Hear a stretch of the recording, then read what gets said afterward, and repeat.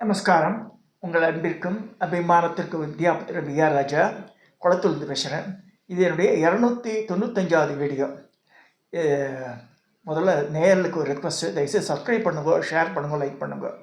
இப்போ அக்ஷர சக்தி பீடத்தில் 20 அக்ஷர சக்தி பீடத்தை பார்க்குறோம். இதில் இந்த கா கா அதில் வரும்போது இந்த 4வது கா வருது. சமஸ்கிருத இதில் அதுதான் அட்வான்டேஜ். இதில் கூட வடமொழி எழுத்துக்கள் சான் போடுவோம், சர்பம்ன்றதுக்கு. அதெல்லாம் எடுத்துட்டான்னா எல்லாமே சா தான் வருது. இப்போ தமிழில் ஒரே ஒரு எழுத்தாக இருக்குது, சா. அதை அந்த ப்ரொனன்சியேஷனை நம்மளே புரிஞ்சுக்கணும். அது இப்போ புதுசாக தமிழ் படிக்கிற வாழ்க்கைலாம் கஷ்டம். அது இப்போ பசங்களுக்கு தமிழ்நாட்டில் ஒரு வேதனையானது என்ன, பெரிய பெரிய கான்வெண்ட்லாம் படிக்கிற இங்கிலீஷ்லாம் பேசுகிறது பசங்க. ஆனால் அன்ஃபார்ச்சுனேட்லி தமிழே படிக்க தெரியல. எனக்கு ஆச்சரியமாக இருக்குது. அந்த காலத்தில் நாங்கள் கவர்மெண்ட் ஸ்கூல்லாம் படித்தோம். பட் தமிழ் நல்லா பேசியிருந்தா. இப்போ தினத்தந்தி வச்சு நிறைய பேர் கற்றுட்ருக்கா எழுத்துக்களை. இப்போ பசங்க இங்கிலீஷ் படிக்கிற அளவுக்கு தமிழ் படிக்க மாட்டேங்கிறது பசங்க. அதுக்கு கவர்மெண்ட்டெல்லாம் ஒன்றும் செய்ய முடியாது. அப்பா அம்மா சொல்லித்தரணும், பசங்களுக்கே இன்ட்ரெஸ்ட் வரணும் தமிழ் புக்ஸ் படிக்கிறதுக்கு. தமிழ் பேப்பர் புக்கெல்லாம் வாங்குங்க தயவுசு.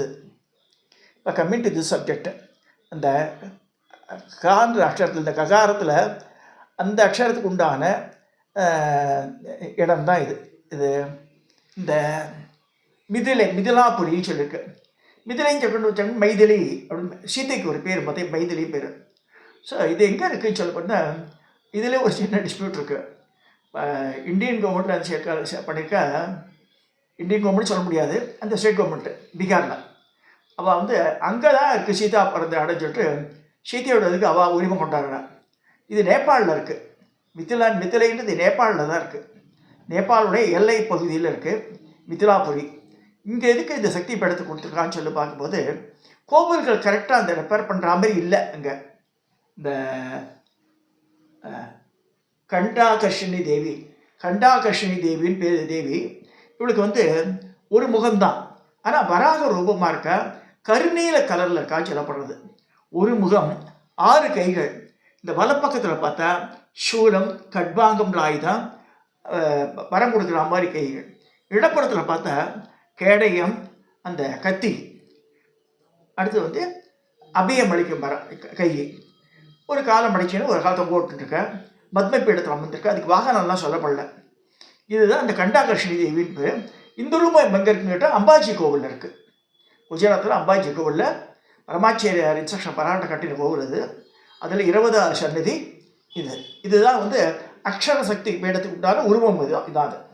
ஸோ கம்மிங் டு மிதிலாபுரி, இதில் என்ன சொல்லுதுன்னா கிருஷ்ணவர்ணா கர்நீலம், கிருஷ்ணவர்ணா கரூபாச சுகாராசிய கிருசோதரி ஷட்புஜா சூலகட்பாங்க பரான் தக்ஷபுஜை கிரமாத் பாமே கட்கம் ததா கேடம் அபயம் சத்ரு பஞ்சனி.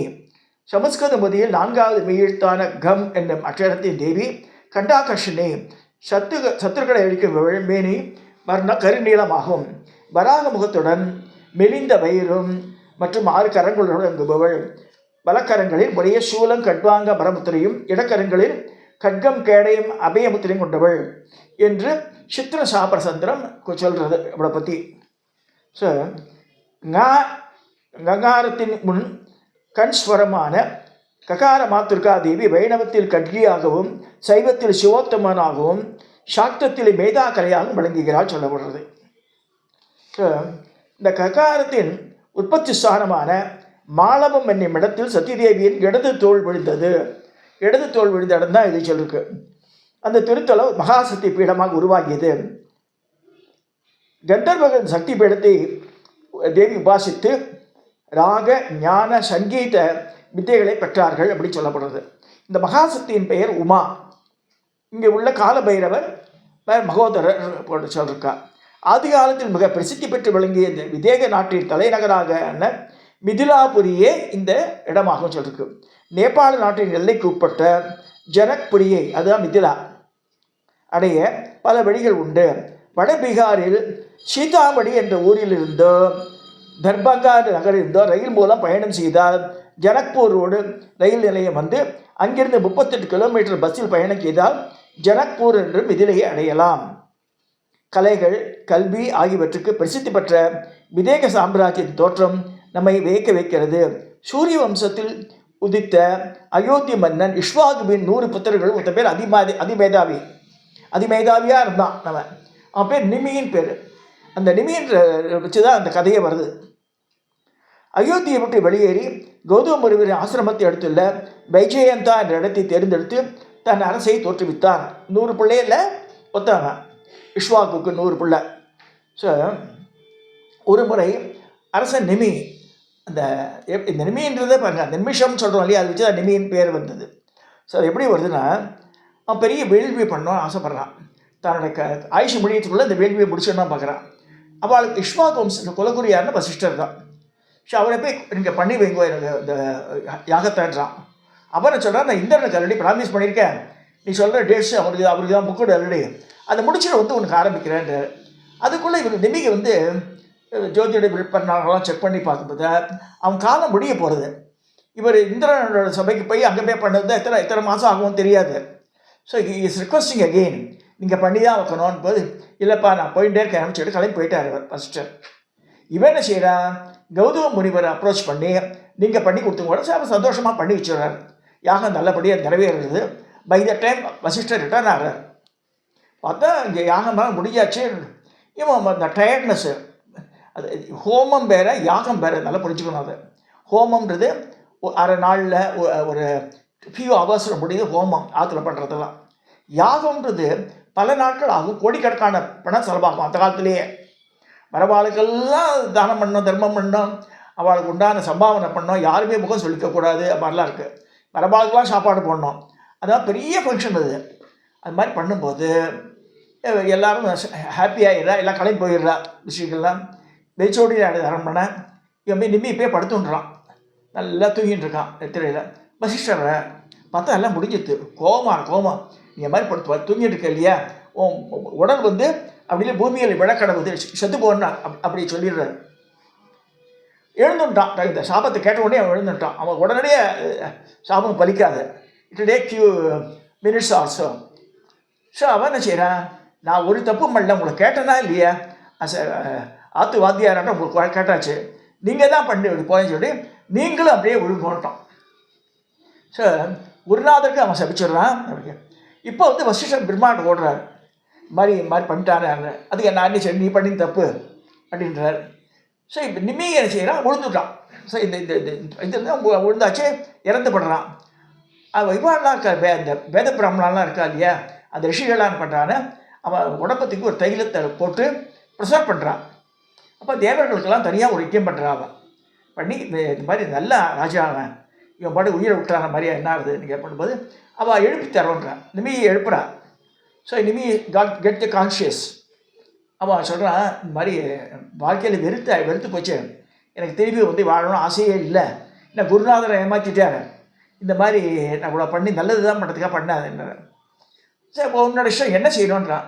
நான் இறந்தாலும் நான் prepare to leave the world, இந்த சொத்து பத்தெல்லாம் பசங்களுக்கெல்லாம் போகிறது. ஆனால் நான் எப்பயுமே ஜனங்களுடைய மத்தியில் நான் நிலைச்சிருக்கணும், அதனால் எப்பயுமே அவாக்கிட்ட இருக்கா மாதிரி ஒன்று பண்ணுங்கன்றான். அதுதான் நம்ம கண்ணு சிமிட்டுறோம். முன்னாடி கண் சிமிட்டுறது கிடையாது ஜனங்களுக்கு. ஸோ லலிதா சாஸ்திர நாமத்தில் ஒரு லைன் வருது, உண்மேஷ நிமிஷோத்பன்ன விபன்ன புவனாவளின்னு வருது. அதாவது கண் சிமிட்டுற நேரத்தில் பல புவனங்களை அம்பாள் படைக்கிறான்னு ஒரு லைன் அது. ஸோ அந்த நிமி என்ற அரசனால் இந்த கண் சிமிட்டுறது உண்டாச்சுன்னு ஒரு கதை. இது எப்படி ஹவு டு டேக் இட் எனக்கு தெரியல, புராண கதை அது. ஸோ அவன் எல்லாரோட கண்ணிலையும் வியாபிச்சிடுறான். மானிட ஜென்மங்கள் எல்லாருக்கும் உலகத்தில் யார் இருக்காலும் கண் சிமிட்டும் போது அவன் வந்துடுறானான். இப்படி எவ்வளோ நேரம் அப்படியே பார்த்துட்டு இருக்க முடியும், திரும்பி எப்படி பண்ணுறோம் இல்லையா, அதுதான். ஸோ அந்த நிமியோட இது முடிச்சிடுறது. இது எதை வச்சுட்டு இந்த கதையை வச்சு தான் வருதுன்னு சொல்லப்படுறது. அடுத்து வசிஷ்டரால் இந்த இப்போ இது வரைக்கும் முடிஞ்சாச்சு. இப்போ நிம்மியும் மறைவால் நாட்டில் ராஜா எல்லாம் போயிடுவானே, என்ன செய்யறது, புள்ள வேணுமே சொல்லிட்டு அவன் ஆகமம் படித்தவா எல்லாமே விஷயம் தெரிஞ்ச ஞானிகள் எல்லாருமே, அதாவது அரணைக்கட்டைன்னு சொல்லிட்டு யாகத்துக்கு அந்த நெருப்பு உண்டாகிறதுக்கு கடையை இது கடைவா. இப்போ 2-3 நாளைக்கு முன்னாடி கூட ஒரு இது யூடியூப்பில் ஒரு ஹரீம் அப்படிங்கிற ஒரு வெரைட்டி வச்சு சொல்கிறாரு. டக்குன்னு வெரைட்டி பற்றி எரியுது. ஒன்றுமே இல்லை, நிற்கிறார். அந்த பீஜாட்சரத்தை அழுத்தம் திருத்தமாக சொல்கிறார் இந்த பிராமணர். ஒரு ஃபியூ செகண்ட்ஸ் தான் சொல்கிறார் அவர். டக்குன்னு பற்றின்னு இருக்குது வெரைட்டி. அது தூக்கி ஹோமகுண்டத்தை போடுறார். இந்த கரணி கட்டையை கிடையாது வேறு, அது பேசிக் பிரின்சிபல். அது அதுவும் கட்டை, கீழையும் கட்டை. மரம் உராஞ்சி அப்படி காட்டுத்தீ உண்டாருது, அந்த மாதிரி உண்டாக்குறாங்க. இது வெறும் மந்திர மொழியிலேயே பற்றி எறியாது. அது மேலே கொஞ்சம் கற்பூரத்தை வைக்கிறா, இன்னும் பெருசாக எறிகிறது. அது தூக்கி ஹோமகுண்டத்தில் போடுறான். இது மாதிரி ப்ரொவிஷன்ஸ் ஆர் தேர். இப்போ பீஜாட்சரத்தை அந்த மாதிரி உண்டாக்கலான்னு சொல்லப்படுறது. அது ப்ராக்டிக்கலாக காமிச்சார் யூடியூப்பில். ஸோ கம்மிங் டு திஸ், இந்த மாதிரி அரணிக்கட்டையை வச்சு கடையிறான் அவன் பாடியிலேயே. கடையும் போது நெருப்பு உண்டாருது. அதுலேருந்து ஒரு உருவம் உண்டாருது ஆம்பளை பாடியிலேருந்து. அது பாடின்னு சொல்ல மாட்டான், விதேகம்னா அந்த ஜீவன் விட்ட ஒரு உடம்பு. ஸோ அந்த விதேகர்கள் எப்படி அந்த பேரே இந்த நிமியினோட பாடியினால் வந்ததுன்றது. ஸோ அந்த மாதிரி ஒரு இந்த ஒரு பையன் தோன்றான், அவன் பேர் மிதின்னு பேர். ஸோ அந்த மிதியை எப்படி தோன்றினான்னா இந்த நிமியோட பாடியிலே வந்தான், அதனால் மிதிலை. ஸோ அவன் ஆண்டுறான், அப்பாவுக்கு அப்புறமா அவன் வரான். ஆம்பளைக்கு பிறந்த பையன், நல்லா புரிஞ்சுங்க, அவன் பாடியிலே வந்தவன். ஸோ மிதிலாபுரியில் அப்புறமா வருது. இது இப்படியாக இருக்க, உயிரற்ற ஆண்களிலிருந்து அவனை உருப்பெற்றதாலும் பெண் கருவிலிருந்து அவன் ஜனிக்காததாலும் அவன் ஜனகன் என்ற பெயரை அடைந்தான். ஸோ ஆனால் ஜனக வம்சத்தில் எல்லாருமே இந்த ஜனகர்னு வருது, அதையும் தெரிஞ்சுக்கலாம். சீதையோட அப்பா மட்டும் ஜனகர் இல்லை, அந்த விதேக வம்சத்தில் வந்தவா எல்லாருமே ஜனகர் தான். அது சீதையோட அப்பா வளர்த்த அப்பா மாதிரி ஞானியாக்க ராஜ ரிஷியாகிறார் அவர். ஸோ விதேக தேகத்திலிருந்து அவன் வைதேகன் என்று பெயர் பெற்றான். அவன் நாடு விதேகம் என்று அழைக்கப்பட்டது. நிமியின் சாபம் பெற்ற வசிஷ்டர் இங்கே இந்த சாபம் நிறைவேறிச்சு, புள்ள பிறந்தாச்சு. அங்கே என்னாச்சு வசிஷ்டருக்கு? அவர் என்ன பண்ணுறார், பிரம்மாண்ட கேட்ட வேறு வழி இல்லைன்னு சொல்கிறார்.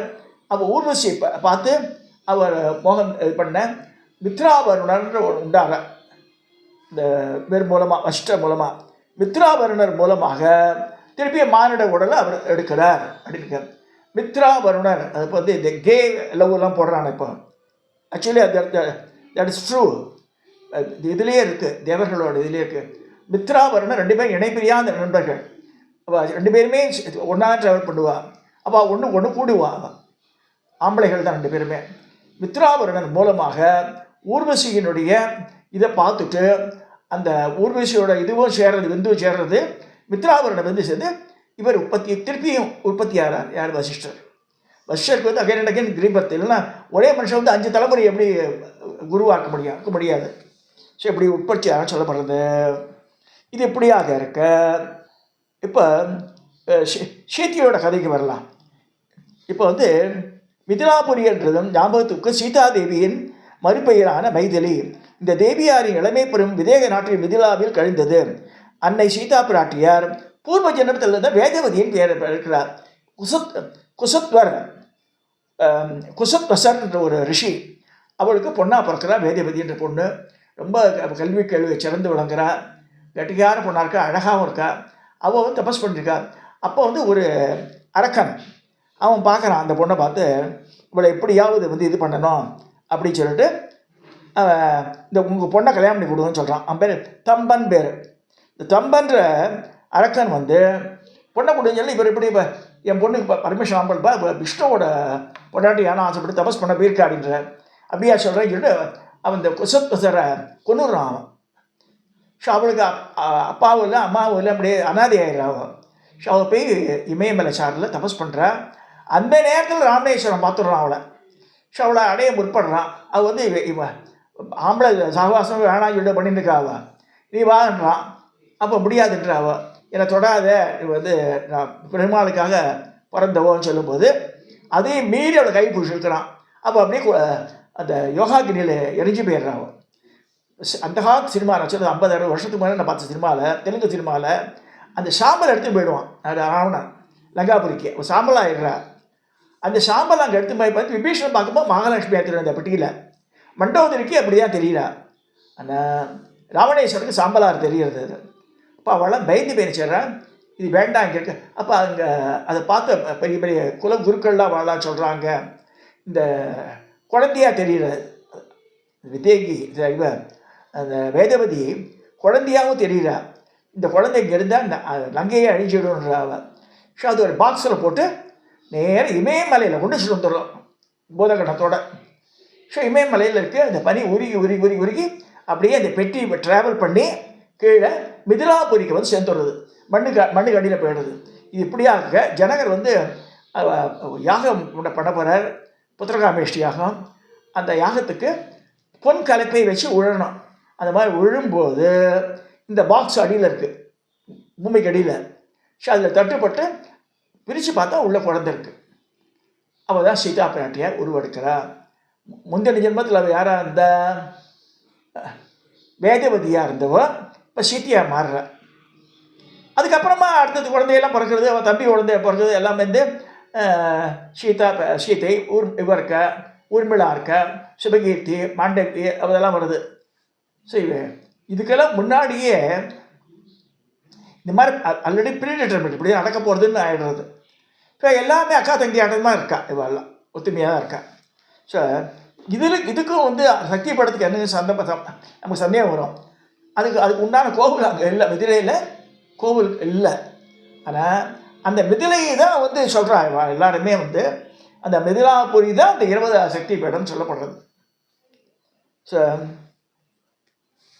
அடுத்ததாக மிதிலாபுரியை தலைநகராக கொண்டு மாபெரும் விதேக நாட்டை நிமி வம்சத்தில் உதித்த சூரத்வஜ ஜனகர் சக்கரவர்த்தி சிறப்பட இந்த யாகம் பண்ணும்போது கிடைச்சிடுறார். ராமபிரான் கல்யாணம் பண்ணிக்கிறார், அதெல்லாம் முடிஞ்சிடுறது. மிதிலாபுரியை மண் தந்த அந்த குழந்தை மைதிலி என்றப்பட்டால் அந்த இடமே சீதாமடி நகரமாக வட பீகாரில் விளங்குகிறது. இப்போ பீகாரும் கிளைம் பண்ணுறா சீதை இங்கே தான் பிறந்தாண்டு. அதாவது இந்த ஜாகிராபிக்கல் லொக்கேஷன் எக்ஸாக்டாக சொல்ல முடியல நம்மளால். ஸோ இந்தியாவில் இதில் இந்த டூரிஸ்ட் ஸ்பாட்டில் சீதாமடியும் சொல்லப்படுறது. ஆனால் இதில் அவள் சீத்தை வளர்ந்த இடம்லாம் இதில் தான், நேபாளில் தான். நேபாளம் சொல்ல முடியாது, பார்டர். ஆனால் லொக்கேஷன் வந்து ஜாகிராபிக்கல் லொக்கேஷன் நேபாள். ஸோ இது சொல்லும்போது அங்கே இன்னொரு இன்சிடெண்ட்டே சொல்லப்படுறது. அதாவது புராண காலத்தில் கீர்த்திப்பட்ட பல ரிஷிகள் விதேகத்தில் வசித்தார்கள். அதில் வந்து தௌமியர் ஒரு ரிஷி, அது பாகவத்தில் நிறைய சொல்லியிருக்காங்க. இந்த தௌமிய மகரிஷிக்கு 2 சிஷ்யர்கள், ஒருத்தர் வந்து உபமன்யு, இன்னொருத்தர் வந்து உத்தாலகர்னு ஒரு பையன். அந்த உத்தாலகர் பேர் அருணின்னு பேர் அவனுக்கு. அவன் தௌமியரை சொல்கிற அவனுக்கு என்ன ஜாபுன்னா உபமன்யுக்கு வந்து மாடெல்லாம் மேய்க்கிறது, குருவோட மாடெல்லாம் மேய்ச்சிட்டு வரணும். இவர் வந்து உத்தாலகர்ன்ற அந்த ரிஷியோட அந்த அருணி, அவனுக்கு வேறு பேர் அருணி. அதாவது ஃபீல்டெல்லாம் பார்க்கறது, அந்த பயிர் பச்சை விளைவிக்கிறதுலாம் மாமனோட பொறுப்பு. அப்போ வந்து ஒரு இடத்த வெள்ளமாக போகிறது, அந்த இதெல்லாம் பரப்பு உடையப்படாமல் பார்த்துக்கோன்னு சொல்கிறார். அவன் போய்ட்டு போன பையன் வரவே இல்லை. வந்து பார்க்கும்போது ராத்திரி தீபாந்தத்தை எடுத்துன்னு போகிறார். பார்த்தா அவனால் திருப்பி அடப்பு க்ளோஸ் பண்ண முடியல, படுத்துட்டான். 2 கேப்புக்கு நடுவில் படுத்துன்றான். அவன் பார்த்து அவனை ரொம்ப அப்ரிஷியேட் பண்ணுறாரு கேள்வி. இது தௌமியர் இது வருது இந்த கதையில் வரும்போது, இதுவும் சொல்லப்படுறது.